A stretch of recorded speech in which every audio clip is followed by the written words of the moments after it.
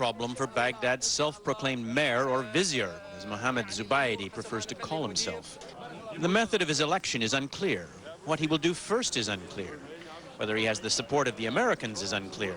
What is clear is that he's a lieutenant of Ahmed Chalabi, an Iraqi exile leader jockeying for power. Already, the first sprouts of normality can be seen. This, for lack of a better word, is a loot market. Much of what was stolen last week is now being reintroduced into the economy next to eggs and tomatoes. And some gas stations are now open. Lineups are long and prices have shot up from 1 cent to over 2.5 cents a litre. Normality in Baghdad is, for the moment, a very elastic concept. If some gas stations like this one are now open, there are still other, less traditional sources of fuel. It's open season at a fuel dump on a former Saddam military base. They come from all over Baghdad. They come from other cities for a few liters of gas. Salah Karim drove 3 hours from Dimania to fill up several jerry cans. I need a lot of gas, he says. My car's American.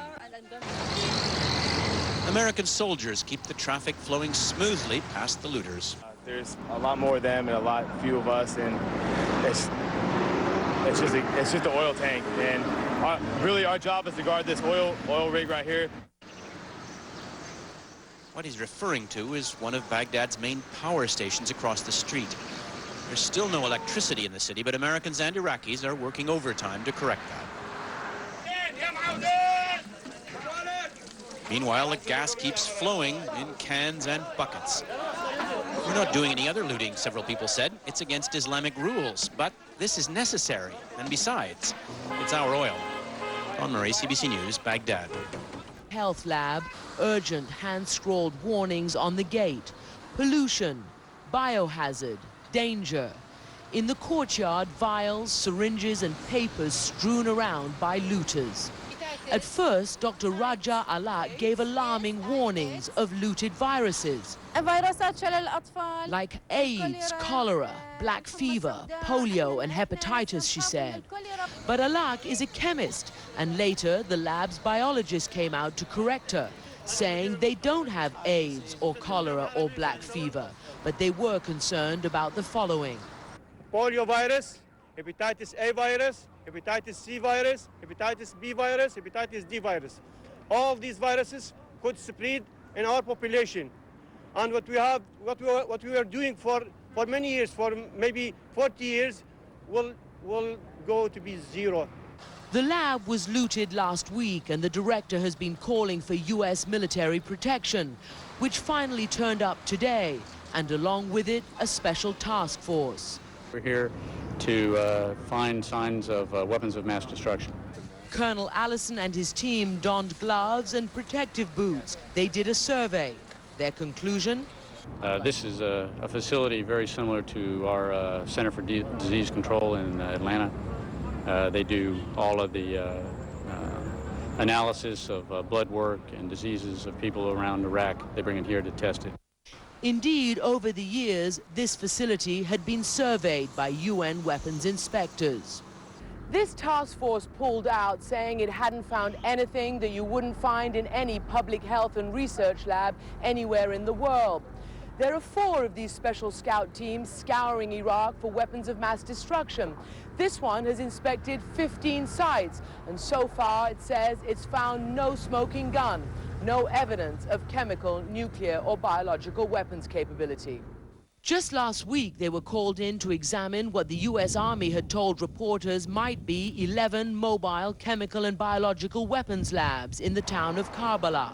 On closer inspection, that proved not to be the case. Here at the Public Health Center, it seems most of the vials and samples were dumped on the ground. But researchers are worried that some left with the looters, who took the refrigerators, computers and equipment. Christiana Manpour, CNN. In Baghdad, one of the hardest habits to break. Smoking a traditional Arabic pipe, the ajami, and gossiping with friends.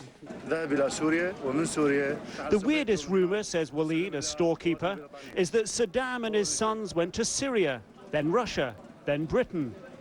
Ahmed, the coffee shop owner, disagrees.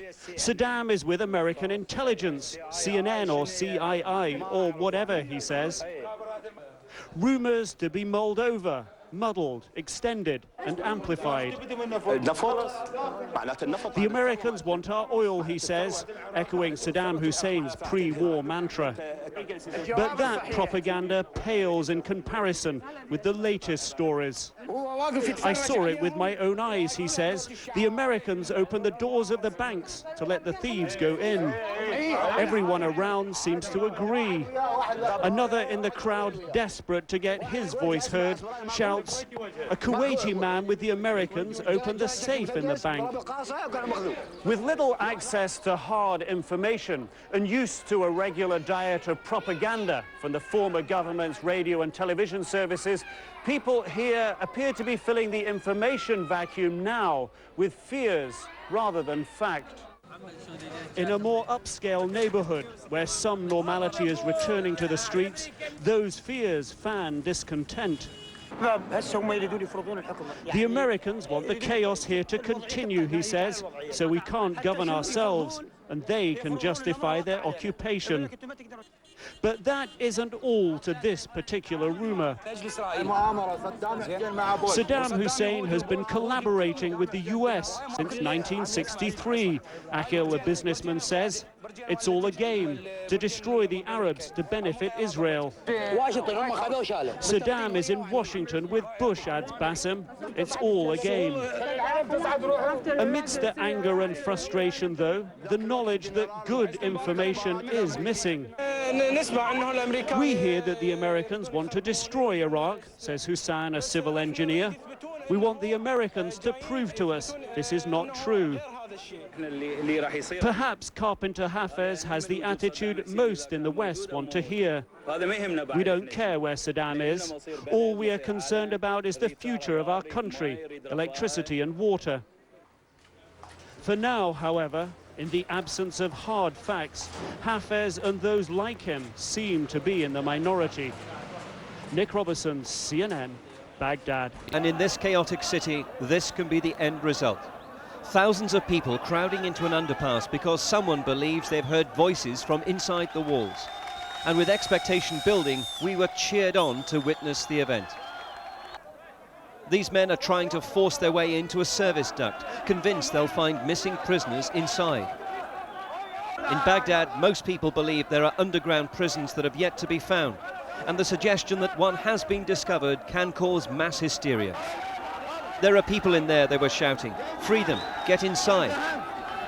They smashed and ripped their way in with their bare hands.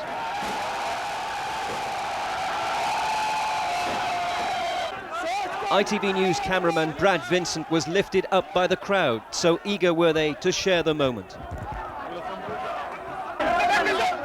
Pushing us up and on into the service shaft we went, our lights shining ahead with the crowd behind us straining to see in the dark. And in another shaft, they called ahead. But the search was in vain. This time, the tunnels were empty. It's an indication of the desperation that many of these people feel that they've gone at this in such a frenzy. Rumours abound about underground prisons in this city, but so far none have been found. But these people are determined not to give up. Their search will go on, and so will their appeals for the world to help them uncover this country's dark secrets. Tim Rogers, ITV News, Baghdad. Saddam Hussein is surrounded by cheering crowds outside a Baghdad mosque just 9 days ago, the same day American forces entered the city. That's the claim from Abu Dhabi television, who say they were given this tape in Baghdad by a secret source.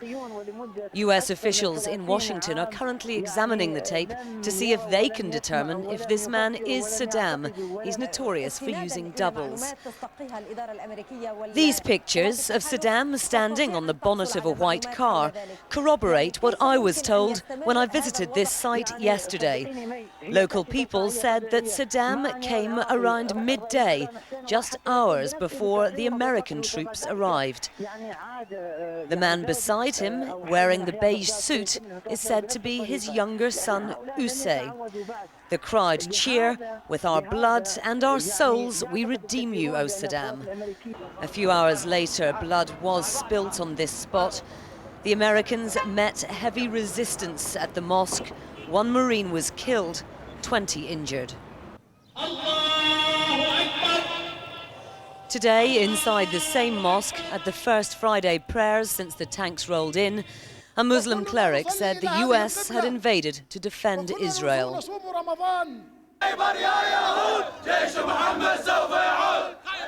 Afterwards, outside the mosque, an angry demonstration. Thousands denounced US occupation and demanded the withdrawal of American forces from Iraq, yelling anti-American slogans, calling for an Islamic State. We want the American troops basically to leave Iraq completely and let the Iraqi people basically to rule Iraq. Abu Dhabi television also released what it claims was Saddam's last speech to the nation, an audio tape recorded the same day Baghdad fell. On it, Saddam says he's confident of victory in the end. If that really was Saddam outside the mosque on the very day that American forces entered Baghdad, it would have given him less time and opportunity to escape Iraq, and adds weight to the tantalizing prospect that he could still be hiding somewhere in this city. Andrea Catherwood, ITV News, Baghdad. And rested when they appeared on the balcony of the hospital in Germany where they're being treated. One of the soldiers thanked the medical teams for their treatment and said they're looking forward to going home. The first are expected to leave for America tomorrow. Trade is flourishing on the streets of Basra as the local economy lurches back into life. Everything from pharmaceuticals to vegetables has started to reappear, but at a price, and it's a price many Iraqis can't afford. Along with Saddam Hussein, the local currency has collapsed, and money changers desperately try to offload the old notes. They're virtually worthless. Traders crowded round me for a chance of changing hard currency, offering rates for sterling, Deutschmarks, but above all, the American dollar. So what I've done is for less than £5, I got 28,000 Iraqi dinars. The worry here, obviously, is this sort of exchange rate leads to hyperinflation and all the problems that brings. Other Iraqis are making the most of their misfortunes. These men had been collecting abandoned artillery cases for scrap. And these were siphoning petrol from a sabotaged pipeline. Word spread fast that petrol was gushing from the broken valve, and desperate Iraqis stood soaked in petrol as they collected as much as they could. Only the arrival of British soldiers calmed things down. They averted a riot or a potentially deadly fire, forbidding people to smoke and blocking any more from getting here. Aid is arriving. This was a consignment of drugs for Basra's main hospital, which is short of antibiotics, anesthetics and insulin. Doctors say people are dying unnecessarily. They are innocent, they are doing nothing to be injured in such a severe manner. And we have, honestly, we are crying a lot of times when we are receiving severely injured people and they are dying between our hands. It's not what America wanted to see in Baghdad. And this is not what it wanted to hear. Those long suppressed by Saddam are on the march. And listen to what they're chanting. With our soul and our blood, we will defend Islam, they cry. It is, of course, just one demonstration, but it's the biggest the country has seen since Saddam's fall, and the rhetoric will worry the coalition. If the Americans insist on staying in this country, they'll find long queues of holy warriors to fight against them, this cleric said. Then, into the middle of it all, wandered an American patrol. We watched as tempers frayed. I have the weapon, you back up, please. Shoot me. I'm not going to shoot you. Shoot me. I'm not going to shoot you. Back up. We have pride, just pride, this woman said. Are you surprised at the kind of reaction you got? No, not at all. Not at all. I mean, they're having their prayer. We respect that. We're going to move out. All we're trying to do is give food and make people happy. So we're not going to intrude on their space. An Iraqi police patrol just returned to the streets, escorted the Americans out of the area. This is in its own way a piece of history. For the first time, the people of Baghdad have felt free to come onto the streets in big numbers and demonstrate. But it also signifies growing opposition to the American presence here. Today, the man the Pentagon favors as the leader of a new Iraq presented himself to the press. Ahmad Chalabi has a difficult history. A conviction for fraud in Jordan, little popular support in Iraq. He moved today to reassure Iraqis about America's role. The United States of America does not want to run Iraq. That is the policy of the United States, and that is what President Bush has said, and I believe him. What people want now more than anything is stability, for this is a country traumatized. This was the scene in Baghdad as relatives of political prisoners who vanished under Saddam searched for loved ones. I think he is dead, but I want to be sure. I think his body is burned with the others. There's hundreds, maybe more than thousands. The war destroyed tyranny and people are happy Saddam is gone, but it also unleashed new forces struggling for power. The war is over. The battle to rule a new Iraq is only beginning. You can put 2, 3 at either end. In a looted bank in Basra, British troops assemble to hunt for the man they suspect of robbing it. Surname is Zahra, Z-A-H-R-A. Hamid Abdul Zahra lives around the corner on one of Basra's roughest streets. Okay, guys. Ahmed says it is dangerous, so out of cordon, just be aware. Soldiers block all escape routes. I have reason to believe that there may be some weapons inside this house. Hamid's wife, Ismay, insists there's nothing here. Inside, the interrogation begins. Ahmed, can you ask if she knows anything about the bank robbery of the Rashid Bank? Then the tears come. Fear of the troops, perhaps, or of being found out. Neighbours say the money is hidden somewhere in the house. The search begins. The pigeon loft holds a few surprises. Yeah, well done. That's it. Now you'll get it out. Stolen goods appear, including these light fixtures that probably came from the bank. Oh! Then something more sinister, loaded magazines.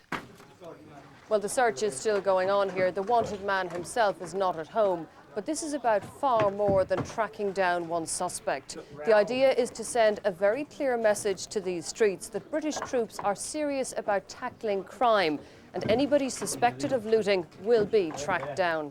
2-3, Foxtrot 2 Alpha. Another find, Hamid's pledge of loyalty to the great dictator. Crime here is about more than money, the troops say. It's about fear, about keeping alive the ghost of Saddam. Just what they need to prevent. Across town at the mosque, some Iraqis are trying to unload the past. What was looted when the regime fell, being handed in. Religious authorities told believers they must return all they took. That included the kitchen sink. Iraqis are trying to get their dignity and their direction back. Orla Guerin, BBC News, Basra. Well, the United States is stepping up its efforts to find some of the 55 most wanted Iraqi officials, and that manhunt is concentrating along the Syrian border and to some extent is focusing on Syria itself. Pentagon sources say U.S. Special Operations Forces are now concentrating their manhunt in northwestern Iraq, where it's believed a large number of fugitive officials may have gathered to try to get into Syria. Sources say the U.S. believes number 8 on the most wanted list, Kamal Mustafa Abdallah Sultan al-Takriti, the former Secretary of the Republican Guard and Special Republican Guard, may have already made it across the border. We know that Syria is harboring some of the senior regime leadership, at least their families, probably some of the senior members, we know that. Syria says it has now sealed its border and recently turned back Abu Abbas, the Palestinian who plotted the Achille Lauro hijacking, as well as Barzan Ibrahim Hassan al-Takriti, one of Saddam Hussein's half-brothers. Both men were subsequently captured by U.S. troops in Iraq. The U.S. believes the key to finding where weapons of mass destruction are hidden is finding the people who may have hidden them. From all those that we have access to, we seek information. Some are more cooperative than others. Of the 55 most wanted Iraqis depicted on playing cards given to U.S. troops, so far the U.S. has only 4 in hand. The most recent capture, Ba'ath Party official Samir Abdul Aziz al-Najim, was handed over to coalition forces by Iraqi Kurds near Mosul. One other leader, the man nicknamed Chemical Ali by the United States, is believed to have been killed in a U.S. airstrike. But whether a strike on this Baghdad neighborhood killed Saddam Hussein and his 2 sons remains an open question, because U.S. forces have not been able to take the time to excavate the site. We don't have any remains that have been identified at this point, but our efforts are ongoing to find all we can about that, and also to get information from others who may have had knowledge as to what happened that night during the strike. While the U.S. thinks some of its 55 most wanted fugitives are in Syria, most of them, it believes, are still in Iraq, including Saddam Hussein, assuming that he's alive, something that U.S. officials admit they're not sure of. Destruction of Iraq could cost $20 to $100 billion, depending on which expert makes that call. But it's much simpler than that. The quality of life comes back a bottle of water at a time. You can't really provide for people's immediate health requirements if you don't have clean water. So everything, the hospitals are screaming for clean water. U.S. Marines have been guarding medical facilities to stop looting. New supplies were brought into Baghdad under military protection this past week. U.S. and British military forces are steadily restoring lifelines in Iraq. Some power restored to Baghdad today, water distributed, food deliveries, all improving conditions for Iraqis. The International Committee of the Red Cross says a certain degree of calm has returned after days of looting. This week, convoys of trucks with food started flowing across the borders from Kuwait, Jordan, and Turkey from the World Food Program. Some 60% of Iraqis relied on food aid even before the war. The post-war effort is being done largely by the U.S. military, with an American civilian administrator taking charge for the immediate future. Up until now, UN humanitarian agencies have thought Iraq was too insecure for its workers. The first stage is the reconstruction of basic services and the restarting of basic services in Iraq. This will be done by Jay Garner, who has been appointed by President Bush for this purpose. I expect this stage to take a few weeks. The U.S. Agency for International Development has awarded U.S. group Bechtel contracts up to $680 million to reconstruct Iraq's power, water, and sewage systems. It's only the beginning. $2.5 billion was approved by Congress last week for aid and reconstruction. Kitty Pilgrim, CNN, New York. Where they're going to be celebrating Ashura, that is 40 days after the death of Hussein. Of course, Hussein, the grandson of the Prophet Muhammad, and this march being made by many of them for the first time legally in decades. Now, they went often in their millions to Kerbala, even during the regime, but they could not do so as openly in public like this. Other signs of freedoms being exercised, freedom of speech, and a protest that we saw about 500 people participating, chanting the chants of U.S. get out of Iraq. That is the one call that is bringing together, if you will, the opposition here, going to figure prominently in the formation of any new government. Many Iraqis asking the question, how long are U.S. forces going to stay?